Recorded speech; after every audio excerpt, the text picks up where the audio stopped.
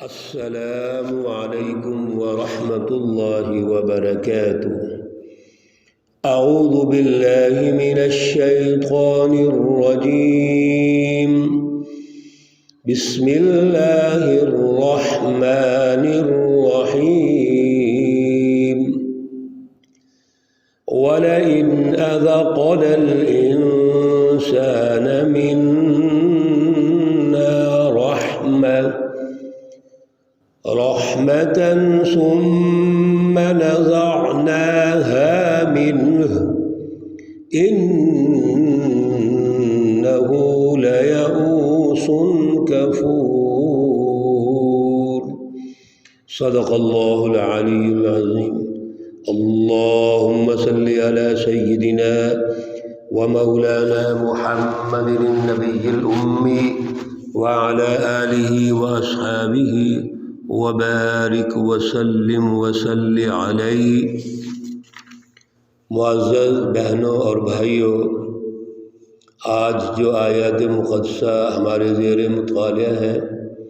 آیت مقدسہ نمبر 9 تا 14 ہے۔ یہ آیات مقدسہ سورہ ہود سے ہے اور پارہ نمبر 12 ہے۔ 12ویں پارے کا اور سورہ مبارکہ کا رکوع نمبر 2 یہاں سے شروع ہو رہا ہے۔ اللہ رب العزت ان آیات مقدسہ کی تفہیم، اس کا شعور اور اعلیٰ نظریہ عطا فرمائے اور عمل کی توفیق اور صلاحیت عطا فرمائے۔ گزشتہ درس میں اللہ رب العزت نے معاشی نظام کی وہ بنیادیں جن کا تعلق کائنات کی تمام تر مخلوقات سے ہے اور بالخصوص اس کائنات کا جو مرکز دلہا انسان ہے، اس حوالے سے معاشی نظام کی فلسفی، اس کی مینجمنٹ، اس پر ایک عملی نظام کی تشکیل وہ ارشاد فرمائی تھی، اور اس میں ہم نے جو واضح طور پر اللہ کی رہنمائی سمجھی وہ یہ تھی کہ اللہ رب العزت نے ساری مخلوقات کو پیدا کیا ہے اور ان مخلوقات کا رزق بھی اللہ نے پیدا کر دیا ہے۔ اور یہاں ہم نے یہ بات سمجھ لی تھی کہ اللہ کے بارے میں ہمارا یہ ایمان و یقین ہے کہ جب اللہ نے سب کے لیے سب کچھ پیدا کر دیا ہے تو وہ عدل کی بنیاد پر ہے، سب کو اللہ برابر تقسیم کریں گے۔ دوسری ہم نے یہ بات سمجھی تھی کہ اب اللہ کے جو وسائل ہیں، وسائل قدرت، وسائل رزق، یہ انسانوں تک کیسے پہنچیں، سارے انسانوں کو جس طرح اللہ کی رضا اور منشا ہے کیسے پہنچیں، اس کے لیے عملی پریکٹیکلی ایک معاشی نظام کی ضرورت ہے، اور اس پر مستقل اللہ رب العزت نے قرآن پاک میں بھی اور انبیاء علیہم الصلاۃ والسلام کے ذریعے اور پھر خصوصی طور پر رسول اللہ صلی اللہ علیہ وسلم کے ذریعے باقاعدہ عملی نظام جس پر معاشروں کی تشکیل پاتی ہے، معاشی نظاموں کی تشکیل پاتے ہیں، وہ رہنمائی ارشاد فرمائی۔ تو یہاں پر بھی ہمیں یہ ایمان کے درجے میں بات سمجھ لینی چاہیے کہ اللہ سب کو سب کچھ دینا چاہتے ہیں، عدل کی بنیاد پر، مساوات کی بنیاد پر، انسانی حقوق کی بنیاد پر۔ اگر کہیں جھول ہے، کہیں ناانصافی اور ظلم ہے، اور جس کے نتیجے میں سوسائٹی اور معاشرے میں ظلم ہو رہا ہے، تو اس کے ذمہ دار اللہ نہیں ہے، بلکہ جو مینجمنٹ کرنے والے ہیں، جو اداروں کو تشکیل دینے والے ہیں، وہ اصل میں اس کے ذمہ دار ہیں۔ آج کی آیات مقدسہ میں اسی تناظر میں اللہ رب العزت نے انسانوں کے دو ذہن، دو مائنڈ سیٹ ارشاد فرمائے۔ ایک مائنڈ سیٹ وہ ہے وَلَئِنْ أَذَقْنَا الْإِنسَانَ مِنَّا رَحْمَةً، آیت نمبر 9 میں اللہ تعالیٰ ارشاد فرما رہے ہیں کہ جب ہم اس انسان کو اپنی طرف سے رحمت عطا کرتے ہیں، اپنے انعامات سے نوازتے ہیں، اکرامات سے نوازتے ہیں، رزق سے نوازتے ہیں، ثم نزعناها منہ، پھر جب ان کے اپنے اعمال و کردار کی وجہ سے چھین لیا جاتا ہے، یعنی ہم ان کو کچھ ابتلا میں، آزمائش میں ڈالتے ہیں، تو انہ لیئوس کفور، تو یہ فوراً اللہ سے نا امید ہو جاتے ہیں اور ناشکرے ہیں۔ اس کا مطلب یہ ہوا کہ یہ مائنڈ سیٹ جو نعمتیں حاصل کرنے کے بعد اور اگر کچھ نشیب و فراد آ جائیں تو وہ نعمتیں اگر چھن جاتی ہیں تو یہ ناشکرے اور نا امید ہو جاتے ہیں۔ دوسرے وہ لوگ ہیں، یعنی اسی سوچ کے ایک دوسری شکل، وَلَئِنْ أَذَقْنَاهُ نَعْمَاءَ بَعْدَ ضَرَّاءٍ، جب ان کو کوئی تکلیف، پریشانی، مصیبت ان کے پاس موجود ہوتی ہے اور ہم اس تکلیف کو ٹال دیتے ہیں، مصیبت کو دور کر دیتے ہیں اور اپنی نعمتیں دے دیتے ہیں، لَيَقُولَنَّ ذَهَبَ السَّيِّئَاتُ عَنِّي، تو جب وہ تکلیفیں، برائیاں، پریشانیاں ان سے دور ہو جاتی ہیں تو انہ لفرح فخور، یہ اترانے لگتے ہیں اور بڑی شیخی مارنے لگ جاتے ہیں۔ حالانکہ کرنا کیا چاہیے تھا کہ اللہ رب العزت نے اگر کوئی تکلیف، پریشانی، مصیبت کے بعد دوبارہ اپنی نعمتیں عطا کر دی ہیں تو ان کو توبہ کرنی چاہیے تھی، استغفار کرنی چاہیے تھی، اللہ سے معافی مانگ لینی چاہیے تھی۔ لیکن یہ جو مائنڈ سیٹ ہے یہ ناشکرہ مائنڈ سیٹ ہے، نا امید ہے۔ اصل میں ان کی سوچ عارضی اور وقتی مفادات کی ہوتی ہے، جبکہ اس کے مقابلے میں ایک دوسرا مائنڈ سیٹ جو اللہ کے بندوں کا ہے، حزب اللہ کا ہے، نیک لوگوں کا ہے، وہ کیا ہے؟ إِلَّا الَّذِينَ صَبَرُوا وَعَمِلُوا الصَّالِحَاتِ، جو لوگ اللہ کی نعمتوں کو حاصل کرتے ہیں، پھر اگر تکلیف آ جائے، کوئی پریشانی آ جائے، کمی آ جائے تو وہ اس میں صبر کرتے ہیں اور پھر اس تکلیف کو دور کرنے کے لیے عامل الصالحات جہد مسلسل کرتے ہیں، یعنی وہ نا امید نہیں ہوتے، اللہ کی رحمت سے نا امید نہیں ہوتے اور نہ ہی اللہ تعالیٰ کی ناشکری کرتے ہیں، بلکہ وہ ان حالات میں اللہ کو یاد رکھتے ہیں، اللہ رب العزت کو یاد رکھ کے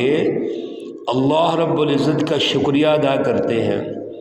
اور اپنے اچھے اور برے وقت کو یاد رکھتے ہیں، گویا اپنا کنیکشن اللہ سے جوڑ لیتے ہیں۔ تو وہ لوگ اولئک لہم مغفرۃ واجر عظیم، ان لوگوں کے لیے اللہ تعالیٰ نے بخشش بھی رکھی ہے اور بہت بڑا اجر بھی رکھا ہے۔ تو یہ دونوں جو مائنڈ سیٹ ہے، اس مائنڈ سیٹ میں مستقبل اس کا ہے جو اللہ رب العزت کے ساتھ اپنا تعلق رکھتے ہیں، جو اللہ رب العزت کو اپنا سب کچھ مان کر نعمتوں میں بھی، تکلیفوں میں بھی، پریشانیوں میں بھی اللہ کو یاد رکھتے ہیں اور اللہ تعالیٰ کا شکر ادا کرتے ہیں، ہر حالت میں وہ الحمدللہ کہتے ہیں۔ اللہ رب العزت کی کچھ اگر آزمائشیں ہیں تو صبر کرتے ہیں، اور صبر بھی اس طرح نہیں کرتے کہ ہاتھ پہ ہاتھ رکھ کے بیٹھ جاتے ہیں، بلکہ اس مصیبت کو ختم کرنے کے لیے اللہ سے معافی مانگتے ہیں، جہد مسلسل کرتے ہیں، پراپر پلاننگ کرتے ہیں، اللہ رب العزت فرماتے ہیں ہم ان کو کامیاب کر دیتے ہیں، ہم ان کو اجر دیتے ہیں، ان کو نوازتے ہیں۔ آیت نمبر 12، 13 اور 14 میں اللہ رب العزت نے اہل مکہ جو حضور اکرم صلی اللہ علیہ وسلم کو مختلف اینگل سے دیکھتے تھے، ان کا یہ کہنا تھا کہ اگر آپ اللہ کے رسول ہیں تو پھر ایسے ہونا چاہیے کہ لولا انزل علیہ کنز او جاء معہ ملک، پھر آپ پر کوئی اللہ کی طرف سے خزانہ نازل ہونا چاہیے یا کوئی فرشتہ آپ کی تائید میں آنا چاہیے۔ یعنی وہ دنیا داری کے اینگل سے دیکھتے تھے، حالانکہ آپ صلی اللہ علیہ وسلم جس خاندان میں تشریف لائے وہ مکہ المکرمہ کا سردار خاندان ہے،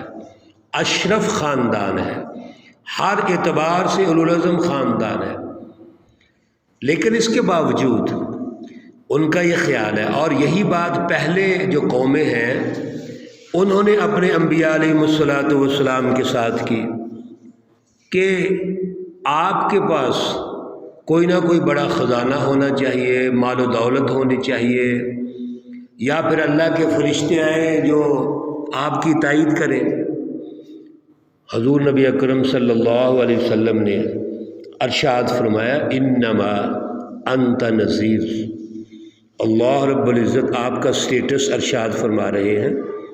آپ کا منصب بیان فرما رہے ہیں، آپ تو نذیر ہیں۔ واللہ علی کل شیء وکیل، یہ تو اللہ رب العزت کے زیر قبضہ تمام تر خزانے ہیں، کائنات ہے، سارا کچھ ہے۔ حضور نبی اکرم صلی اللہ علیہ وسلم کا جو منصب ہے وہ تو اس قوم کو جہنم سے نکالنا ہے، غلامی سے نکالنا ہے، ظلم سے نکالنا ہے، اندھیروں سے نکالنا ہے، روشنی پہنچانا ہے۔ اور جب روشنی کی بات ہوئی، قرآن مقدس، کتاب مقدس پیش کی، حضور نبی اکرم صلی اللہ علیہ وسلم نے وحی پیش کی، تو آگے سے کہنے لگے ام یقولون افترا، یہ جو وحی پیش کی جا رہی ہے یہ تو کچھ اپنے پاس سے کی چیزیں گڑی ہوئی ہیں، یعنی قرآن پاک کو خود ساختہ کہتے تھے۔ اللہ رب العزت فرماتے ہیں قل فأتوا بعشر سور مثلہ مفتریات، دو باتیں ہیں، ایک تو یہ ہے کہ اگر آپ کو شک ہے کہ یہ اللہ کی طرف سے نہیں ہے تو آپ 10 صورتیں اس جیسی لے آئیں، آپ گڑھ کے لے آئیں، بنا کے لے آئیں۔ دوسرا ایسے کریں وَادْعُوا مَنِ اسْتَطَعْتُم مِّن دُونِ اللَّهِ، اللہ کے علاوہ جو بھی آپ کے بڑے معبود ہیں، سردار ہیں، طاقتور جن کو آپ سمجھتے ہیں کسی اعتبار سے بھی، ان کو بھی لے آؤ، ان کنتم صادقین، اگر تم سچے ہو۔ اللہ رب العزت ارشاد فرماتے ہیں فَإِن لَّمْ يَسْتَجِيبُوا لَكُمْ فَاعْلَمُوا أَنَّمَا أُنزِلَ بِعِلْمِ اللَّهِ، یہ اگر نہ پورا کریں تو جان لو کہ اللہ کی طرف سے سب کچھ نازل ہوتا ہے۔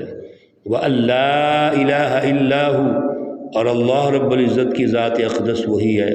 جس کے بغیر کوئی معبود نہیں، کوئی حاکم نہیں، کوئی رب نہیں، کوئی مالک نہیں، کوئی خالق نہیں ہے۔ یعنی ان کا جو طرز عمل ہے اس طرز عمل سے پتہ چلا کہ یہ محض ضد کی بنیاد پر اختلاف کر رہے ہیں، کوئی عقلی نقلی دلائل نہیں ہیں۔ پہلے پارے میں تو اللہ رب العزت نے یہاں تک فرمایا وَإِن كُنتُمْ فِي رَيْبٍ مِّمَّا نَزَّلْنَا عَلَىٰ عَبْدِنَا فَأْتُوا بِسُورَةٍ، آپ کو چھوٹی سی صورت ہی بنا کے لے آؤ، لیکن وہ نہیں لا سکے۔ بڑی کوشش کی انہوں نے، احادیث میں آتا ہے بڑے بڑے شعراء بلائے، اس وقت کے جو اسکالرز تھے وہ بلائے، جن کی عربی میں بڑی گرفت تھی وہ بلائے، اور بڑے دن کوشش کرتے رہے، بالآخر سب نے ناکام ہو کر ایک ورقہ لکھا اور جس پر یہ تحریر تھا کہ یہ جتنی کلام ہے کسی انسان کی نہیں ہے، یہ کلام یقیناً کسی بڑی ہستی کی ہے جو اللہ ہے، کسی انسان کی یہ کلام نہیں ہو سکتی۔ ناکام ہو گئے تھے۔ اصل میں اس کے پیچھے جو ان کی سوچ تھی وہ ضد کی تھی، وہ تکبر کی تھی، وہ نہ ماننے کی تھی۔ اللہ رب العزت ہمیں اعلیٰ شعور اور اعلیٰ نظریہ عطا فرمائے۔ اللہ رب العزت تمام مرحومین و مرحومات کو جنت الفردوس میں اعلیٰ مقام عطا فرمائے۔ اللہ رب العزت تمام بیماروں کو شفائے کاملہ عاجلہ مستمرہ عطا فرمائے۔ اللہ رب العزت رمضان المبارک کی برکات اور رحمتیں ہمیں نصیب فرمائے، عطا فرمائے۔